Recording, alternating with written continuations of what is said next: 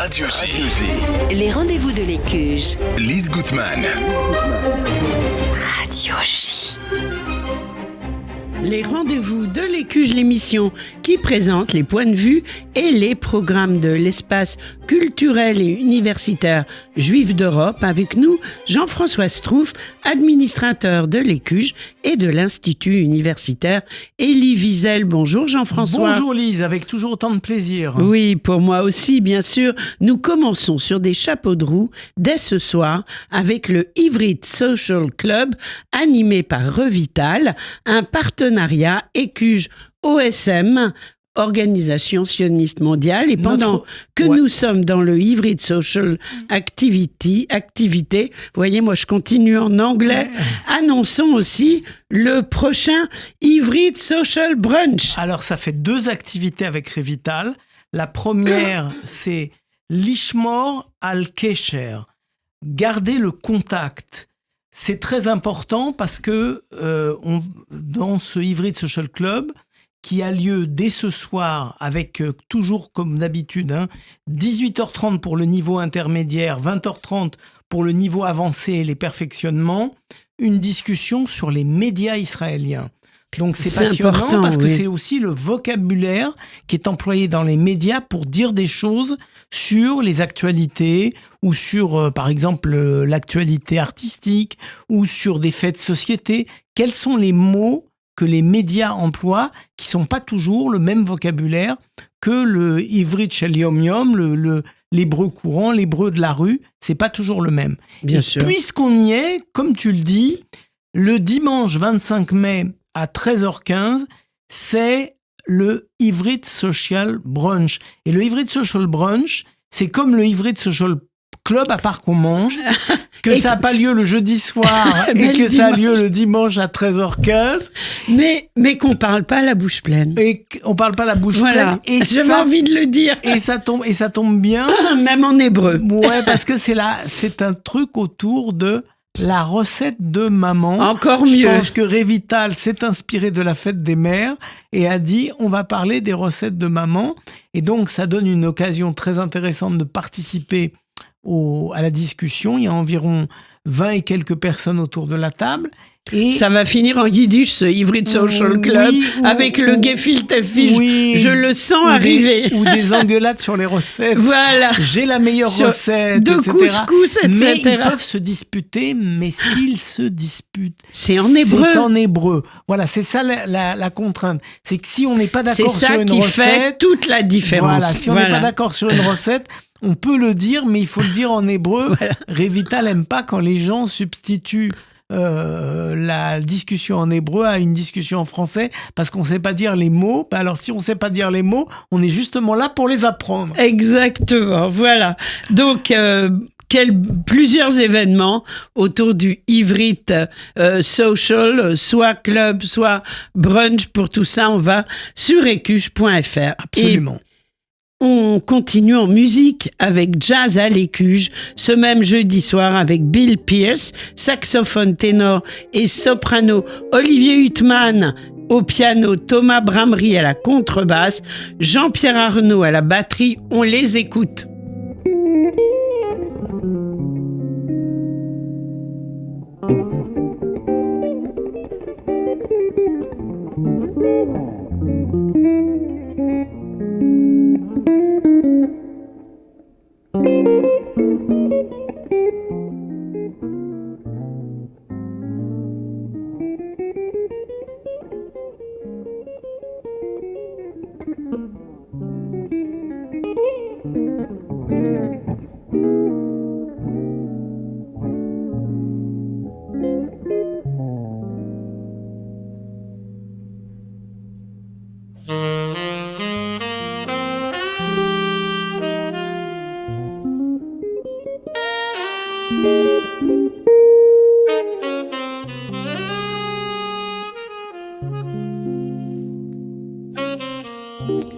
Oh là là, ça fait rêver. Merci Serge, Oui, en tout c'est cas, pour magnifique. ce morceau musical. Et c'est ce soir, Jazz à l'Écuge, à 20h30, écuge.fr. Alors, ça va être une super soirée. Jean-François? Alors oui, Bill Pierce, c'est le roi du saxo. Hein. Et puis, on a un petit coup de cœur aussi parce que le pianiste, c'est notre ami Olivier Huttman qui vient souvent à ton micro. Et le programmateur de jazz. Le directeur de jazz à l'Écuge. De jazz à l'Écuge. Donc, c'est toute une histoire et c'est un moment, comme d'habitude, qui commence non pas à 20h30 avec le concert, mais qui commence dès 19h30 avec l'ouverture du bar, la possibilité de boire un petit verre entre amis, de manger un petit sandwich avant d'attaquer. On le sait, les jazzmen sont généreux. Oui, donc les 2 sessions de 45 minutes avec un entracte, ils seront un peu plus longs, les 2 sets. Bien plus longs que ça. Oui. Donc, n'hésitez pas à venir sur place pour vous nourrir un peu avant de démarrer cette belle soirée jazz, toujours dans des locaux, dans un club jazzy tel que il a été conçu par Olivier. C'est magnifique. Merci Serge. On en redemande, hein? Oui, on s'arrête pas. On y court ce soir. 20h30, jazz à l'Écuge. Alors, du jazz à l'Écuge, on continue non pas à courir, mais à marcher. Quelle transition avec des balades dans le Paris juif. C'est un programme de l'Écuge qui propose des visites guidées une fois par mois avec Edith de Belleville pour découvrir les secrets du Paris juif d'antan. Jean-François, c'est quand? Alors, c'est dimanche. Alors, vous avez le temps. Dimanche 25 mai. Ouais, dimanche 25 mai, j'essaye d'imaginer quelqu'un qui aurait 11h. C'est à 11h. Aurait besoin de faire une belle journée. Il commencerait à 11h par aller visiter le roman des Juifs illustres de l'île Saint-Louis. Et puis, il finirait à 13h15 au Ivrit Social Brunch. C'est tout à fait compatible en point de vue horaire, parce que quand la visite d'Edith de Belleville se termine à l'île Saint-Louis, on n'est finalement pas si loin du cœur de Paris, donc c'est très bien. Donc des somptueux hôtels particuliers du XVIIe siècle, une atmosphère de petite ville bourgeoise, ont toujours attiré les artistes. Parmi ces VIP, beaucoup de Juifs illustres, mais je laisse à notre amie Edith de Belleville le soin de vous le faire découvrir. Alors, 2 impératifs importants. Oui. Le lieu du rendez-vous vous sera communiqué lors de l'inscription et seulement aux personnes inscrites. Et puis, il est important d'être ponctuel.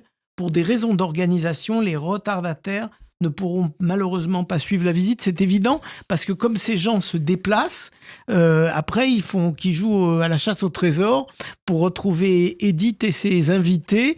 Donc, il est vraiment important d'être là à l'heure, bien même un petit quart d'heure avant. Oui. Ça nuit pas. Et en plus, pendant que tu parlais, moi, j'ai regardé sur mon smartphone la météo. Il fera beau, il faut s'inscrire. Exactement. Voilà, j'ai regardé. Voilà, très bien. Mais non, mais voilà. C'est bon en plus. Il faut... vous avez la météo en plus en direct. Voilà, en direct. Il fera beau dimanche. Allez, voilà. Alors, en ce moment, justement, donc, on va parler maintenant. L'île Saint-Louis, on connaît, c'est un havre de tranquillité au cœur de Paris. Donc, précipitez-vous, écuge.fr. Alors maintenant, on va parler BD.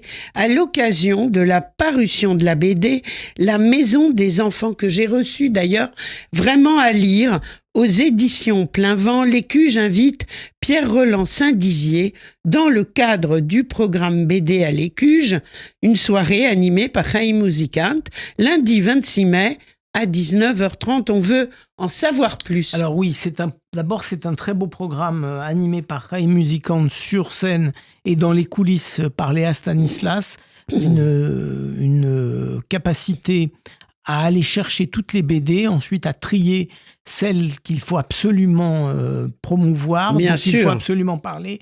Et évidemment, nous, c'est souvent des BD à thème juif. Et alors là, justement, c'est très important. Quelle en est l'histoire?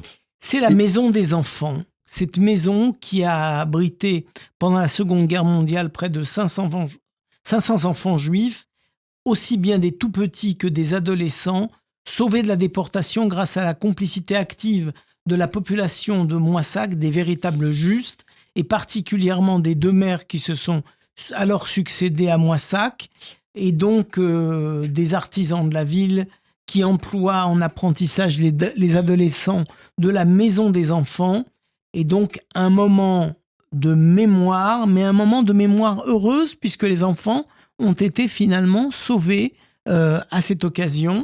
Alors, sauvés par un couple d'éclaireurs israélites de France incroyable. Je te laisse prononcer leur nom. C'est Chata, alors je le dis. Chata et Bouli que, Simon. Voilà, alors Chata et Bouli Simon, c'est bien sûr leur totem. Bien sûr. Deux héros du sauvetage des enfants. Et donc, c'est une double histoire. C'est l'histoire de la mémoire et c'est aussi l'histoire des ZIF, des éclaireurs israélites. Et cette association qui est née et qui a connu son véritable envol issue de la résistance française. Non, mais les ZIF, c'était aussi avant la guerre. Mais ça, c'est vraiment, c'est ce que je dis. Ils ont pris vraiment leur envol dès la libération du fait de leur action exemplaire dans le sauvetage des enfants pendant la Seconde Guerre mondiale. Alors, on va parler de gens célèbres qui étaient à Moissac, Jean-Claude Grimbert, le Mime Marceau, Georges Lévitt, et puis Gabriel Cohn-Bendit, Serge Klarsfeld, qui a passé 5 semaines en 1940. Beaucoup de personnalités juives qui ont émergé après la guerre sont des enfants de cette maison d'enfants de Moissac. Alors, c'est en partenariat avec les ZI et ce sera lundi 26 mai à 19h30. Tu voulais terminer, et puis, Jean-François? Génération Gamzone, oui. Qui fédère les anciens des ZI, qui est aussi partenaire avec nous. Parfait. On les remercie. Tu voulais terminer cette émission par un hommage sous forme d'un coup de gueule. Quel coup de gueule, Jean-François? Alors, les QG et Radio J sont des institutions culturelles. Nous ne sommes pas indifférents au fait que le Festival de Cannes et ses artistes woke, complotistes ou antisionistes, s'y promptent à rendre des hommages et oublier Yadav Viner, assassiné chez lui le 7 octobre 2023 à Kfar Aza par des terroristes du Hamas, alors qu'il couvrait la fuite de son épouse Shaili et de leur bébé, la petite Shaya, âgée à peine d'1 mois. Il avait 37 ans et il a été initialement porté disparu avant qu'on retrouve son corps et qu'on comprenne cette histoire, puisqu'il est mort d'une balle dans la tête. Oui. Donc moi, je dis à tous et ces artistes ce jeune, je m'excuse, c'est ce jeune réalisateur dont on a pu voir le film qu'il avait réalisé avant la guerre au Festival du cinéma israélien de Paris. Absolument. Et un film, bien sûr, très bouleversant. Mais rien au Festival de Cannes, pas un mot sur lui. Oui. Invisibilisation totale. C'est d'autant plus scandaleux que le fondateur du Festival de Cannes, Jean Zay, avait été assassiné comme juif par la milice en juin 1944 dans l'Allier. Je rapproche ces deux faits, Yahav Viner et Jean Zay.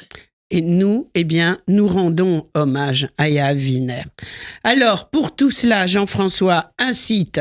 Le ecuche.fr, www.ecuche.fr. Le téléphone. Le 01 53 20 52 52. L'adresse. Toujours le 119 rue Lafayette dans le 10e arrondissement de Paris. Et peut-être, je lance ça comme une bouteille à la mer, l'Ecuche pourrait peut-être organiser une projection avec Yahav Viner. Excellente idée. Autour de son film, pour lui rendre un vrai hommage. Au moins, l'Ecuche et nous, on aura fait le travail. Absolument. Merci à toi d'avoir rappelé sa mémoire et on se retrouve la semaine prochaine, même heure, même studio. Avec toujours autant de plaisir. Moi aussi, au revoir.